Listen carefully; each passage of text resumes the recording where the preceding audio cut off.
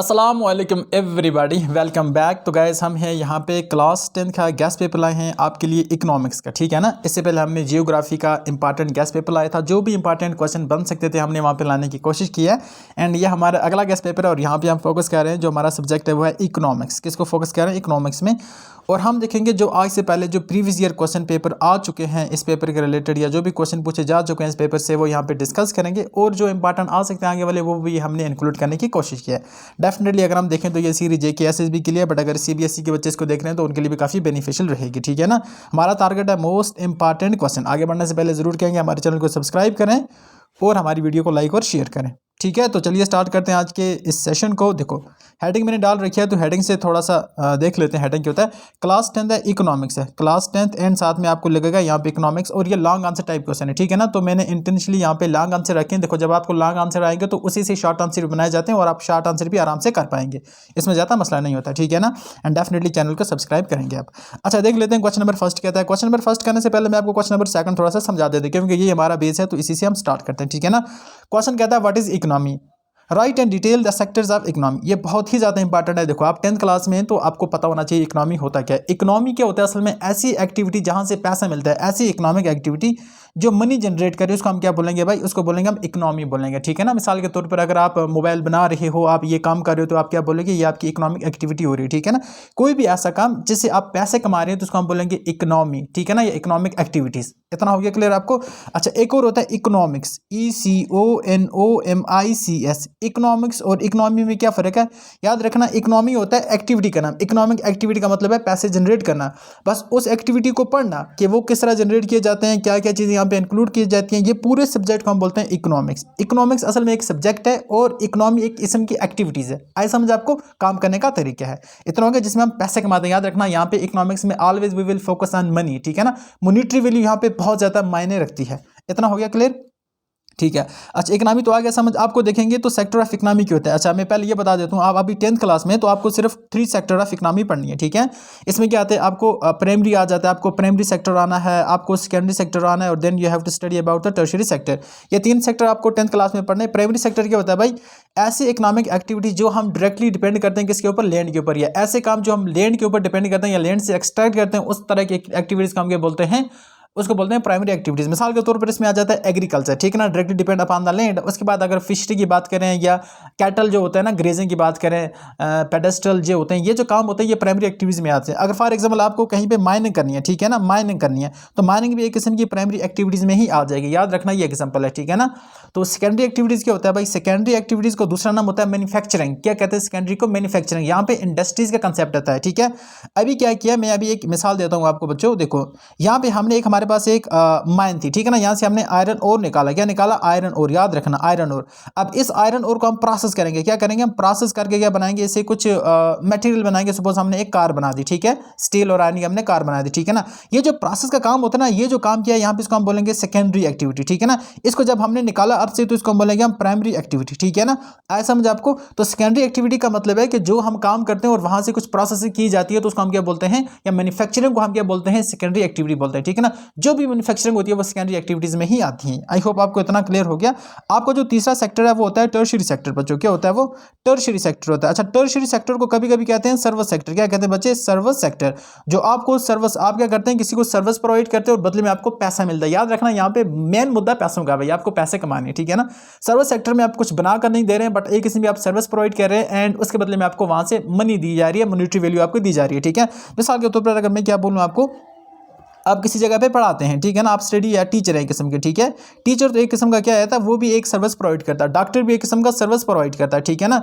इसके बाद बड़ी एग्जांपल देखें तो इसमें आ जाती है बैंकिंग सिस्टम। आपका जो बैंकिंग होता है वो भी सर्विस प्रोवाइड करता है। वो तो नहीं होता कुछ चीज़ें बना के देता है आपको, वो सर्विस प्रोवाइड करता है, ठीक है ना।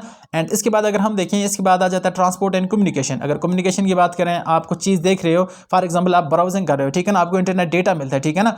अब डेटा कौन प्रोवाइड करता है? वो आपको, जो भी आप कैरियर यूज़ करते हैं, जो भी आप मतलब नेटवर्क यूज़ करते हैं, वो आपको प्रोवाइड करता है। वो एक किस्म की सर्विस प्रोवाइड करता है और आप उसको यूज़ करते हो एंड रिटर्न आप उसको पैसे देते हो। तो सर्विस सेक्टर में क्या होता है? टर्शियरी सेक्टर को हम सर्विस सेक्टर कहते हैं। याद रखना, क्वेश्चन आ सकते हैं इसकी इंपॉर्टेंस ये, तो आप वहाँ पे ये भी लेके आएंगे, ठीक है ना। अच्छा इसके अलावा थोड़ा सी और चल जाते हैं, हो सकता है आपको आगे आ जाए। तो याद रखना, इसके बाद आ जाता है क्वाटरनरी सेक्टर। क्या होता है? क्वाटरनरी, QUATERNARY, क्वाटरनरी सेक्टर, ठीक है ना। अच्छा, जो नॉलेज सेक्टर होता है भाई, आपको रिसर्च करना है, जिस तरह हमारे पास इसरो है, इसरो आ जाता है, या नासा आ जाता है, ये जो बड़े बड़े इंस्टीट्यूट हैं या हाई रिसर्च होती है, इसको हम क्या बोलते हैं, इसको हम बोलते हैं क्वाटरनरी सेक्टर। ये बात याद रखना, high level of research and इसमें कंप्यूटर टेक्नोलॉजी ये सभी आ जाता है, टेक्नोलॉजीज में आ जाता है। उसके बाद जो लास्ट का सेक्टर इसको हम बोलते हैं क्विनरी सेक्टर। क्या बोलते हैं बच्चे, इसको बोलते हैं क्विनरी, QUINERY या NARY, सॉरी देख लेना इसको। क्विनरी सेक्टर क्या होता है, ये हाईएस्ट बॉडी होती है जो डिसीजन मेकिंग होती है, डिसीजन मेकिंग बॉडी, ठीक है, डिसीजन मेकिंग बॉडी। मिसाल के तौर पर एक बहुत बड़ी कंपनी है, उसका जो MD होगा या उसका जो CEO होगा, वो वहाँ पे जो काम करते हैं उसको हम बोलेंगे वो क्विनरी सेक्टर है, ठीक है ना। उसके बाद अगर हम देखें, इंडिया का प्राइम मिनिस्टर है, वो एक बहुत बड़ी पोस्ट के ऊपर है, वहाँ पे उसको डिसीजन मेकिंग करनी है, डिसीजन बनाने, तो वो कौन सी एक्टिविटी कर रहा है, वो क्विनरी एक्टिविटी कर रहा है। तो ये आपको आई होप समझ आया होगा। बट आपको 10th में प्राइमरी, सेकेंडरी एंड टर्शियरी तक लिखना। अगर आप कुछ ऐड लिखना चाहते हो तो डेफिनेटली आपको ये फायदा ही देगा। अब क्वेश्चन नंबर फर्स्ट पे आ जाते हैं। क्वेश्चन नंबर फर्स्ट जिसको हमने क्या किया था, थोड़ा सा टाइम के लिए छोड़ा था। Right A short note on handloom and handicraft industry and JNK, ठीक है ना। देखो JNK अगर हम देखें, प्रीडोमिनेंट जो इंडस्ट्री है वो हैंडलूम एंड हैंडीक्राफ्ट है। इसके ऊपर आपको एक नोट लिखना पड़ेगा, डेफिनेटली आपके पास नोट अवेलेबल होंगे, तो इसको आप टिक करके याद करेंगे, ठीक है। आगे चलते हैं। Discuss the role of tourism and generating employment Jammu and Kashmir. तो भाई टूरिज्म अगर हम देखें तो JNK की अगर मैं बात करूं, मिसाल के तौर पर हमारे पास JNK में कितने सेक्टर हैं भाई, हमारे पास मोस्टली 3 सेक्टर हैं, प्राइमरी, सेकेंडरी एंड टर्शियरी, ठीक है ना। अगर हम GDP को देखें तो ये टर्शियरी सेक्टर है, ये सेकेंडरी सेक्टर है और ये प्राइमरी सेक्टर है। तो अगर हम टूरिज्म की बात करें तो ये 57% या सेकेंड जो सर्विस सेक्टर है या टर्शियरी सेक्टर है वो सिर्फ 57% GDP को कंट्रीब्यूट करता है, not only tourism, other sector भी, ठीक है ना। उसके बाद अगर हम देखें तो प्राइमरी सेक्टर करता है जस्ट 21% एंड सेकेंडरी सेक्टर करता है 22%। तो आपने क्या देखा कि 57% जो GDP में कंट्रीब्यूशन आती है वो कहाँ से आती है, टूरिज्म, सॉरी टर्शियरी सेक्टर से आती है।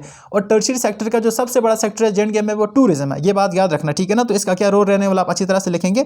इतना हो गया कि नहीं।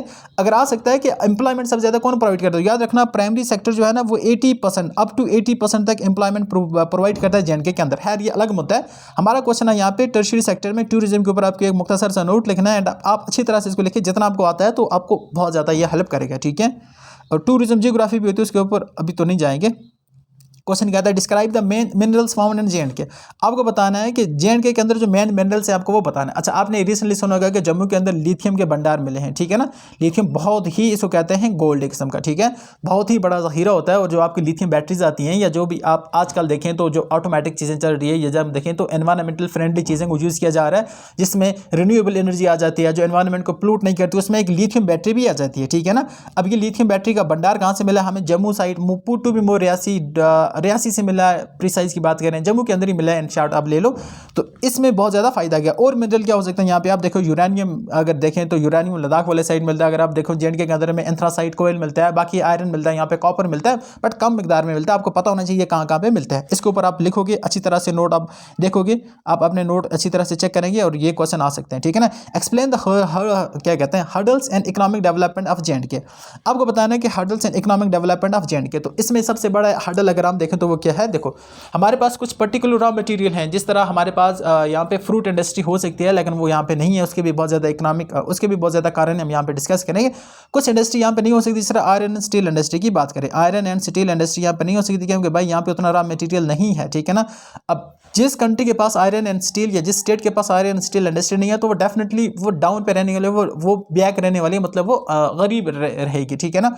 JNK की बात करें तो यहाँ पे सिक्योरिटी इशू आ जाते हैं, यहाँ पे रोड कनेक्टिविटी उतनी अच्छी है। मिसाल के तौर पर अगर यहाँ पे कोई इंडस्ट्री लगाएंगे तो उसमें जो रॉ मटेरियल लगेगा वो प्रॉपर्ली नहीं पहुंचेगा JNK के अंदर, तो और भी बहुत ज़्यादा इशू रहते हैं। आप एक तो सिक्योरिटी रखोगे, सिक्योरिटी रीजन लिखोगे, यहाँ पे लैक ऑफ अवेयरनेस है, लोगों के अंदर पता ही नहीं है कि भाई हाँ इंडस्ट्री जो सेक्टर है बहुत बड़ा सेक्टर है और इसी की वजह से इसी को बैकबोन बनाती है, ठीक है ना। अगर आप कोई भी इंडस्ट्रियलाइज नेशन देखोगे, जो डेवलप्ड नेशन है वो डेवलप्ड इस वजह से क्योंकि वहाँ पे इंडस्ट्रीज थी, इंडस्ट्री रेवोल्यूशन वहीं से स्टार्ट होता है, इसलिए वो बहुत ज़्यादा डेवलप्ड है। JNK की बात करें तो भाई यहाँ पे कोई इंडस्ट्री नहीं, यहाँ पे तो इवन के एग तक नहीं बन पाता, अंडे तक नहीं बन पाते, मतलब छोटी छोटी चीज़ें नहीं बन पाते। देखो एक्सेप्शन आर ऑलवेज देयर, यहाँ पे बनती हैं कुछ चीज़ें बट लार्ज स्केल पे तो नहीं बन पाती ना भाई। यही तो हम यहाँ पे डिस्कस करें, तो ये मसला रहेगा यहाँ पे JNK के अंदर। हो गया इतना क्लियर। उसके बाद अगर हम देखें, आप ये लिखोगे सिक्योरिटी रीजन, बाकी रोड कनेक्टिविटी इशू है, बाकी अवेयरनेस है, लोगों के अंदर लैक ऑफ अवेयरनेस है, एंड बाकी भी बहुत ज़्यादा चीज़ें होती हैं जो आपके नोट्स पे लिखी होंगी, आप वो वहाँ से कंसल्ट कर सकते हैं।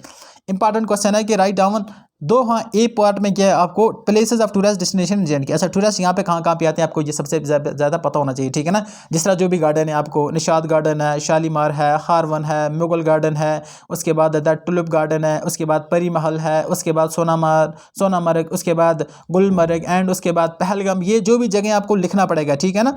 एंड उसके बाद रिलीजियस डेस्टिनेशन की बात करें तो आपको पता है माता वैष्णो देवी का यहाँ पे टेम्पल है, माता वैष्णो देवी आ जाता है, हजरत बल श्राइन आ जाता है, और खीर भवानी जहाँ पे मेला लगता है वो एक टेंपल आ जाता है। तो जो भी रिलीजियस प्लेसेस हैं, पिलग्रिमेज प्लेसेस हैं, तो वहाँ पे भी आप लिख पाएंगे कि ये रिलीजियस इंपॉर्टेंस वाले ये प्लेसेस हैं, ठीक है ना। ये क्वेश्चन आ सकते हैं तो आपको अच्छी तरह से याद होना चाहिए।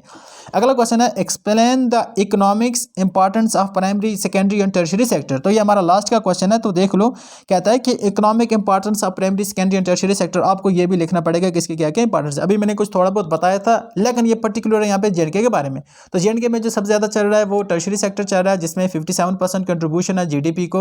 उसके बाद आ जाता है हमारे पास सेकेंडरी सेक्टर, और उसके बाद आ जाता है प्राइमरी सेक्टर। अलाना अगर हम एम्प्लॉयमेंट की बात करें तो प्राइमरी सेक्टर 80% लोगों को जॉब प्रोवाइड करता है, ये बात याद रखना, ठीक है ना। बट जीडीपी में इसके सबसे कम कंट्रीब्यूशन है, रीजन बहुत ज़्यादा रहता है, ठीक है ना। याद रखना जिस कंट्री का जितना डोमिनेंट होगा, जितना ज़्यादा प्राइमरी सेक्टर का बेस होगा, इतनी वो ज़्यादा गरीब होगी। यूएसए की बात करते हैं भाई, यूएसए में 2% है प्राइमरी सेक्टर। कितना है प्राइमरी सेक्टर की? अगर जॉब एम्प्लॉयमेंट देता है 2% लोगों को देता है यूएसए के अंदर, और वो पूरी दुनिया को खिलाते हैं, क्योंकि वहाँ पे एडवांसमेंट इन टेक्नोलॉजी है, वो टेक्नोलॉजी में बहुत आगे हैं, वो टेक्नोलॉजी के हेल्प करके वो बहुत ज़्यादा डेवलप्ड हो चुके हैं। इंडिया की बात करें तो यहाँ पे 80% लोग अभी भी क्या हैं भाई, अभी भी engaged in primary activities like agriculture के साथ, फिर भी यहाँ पे अभी मैंने सेल्फ सफिशिएंसी नहीं अचीव की है। तो ये आप कुछ लिख के आएंगे वहाँ पे, जेएंडके को टारगेट करके आएंगे।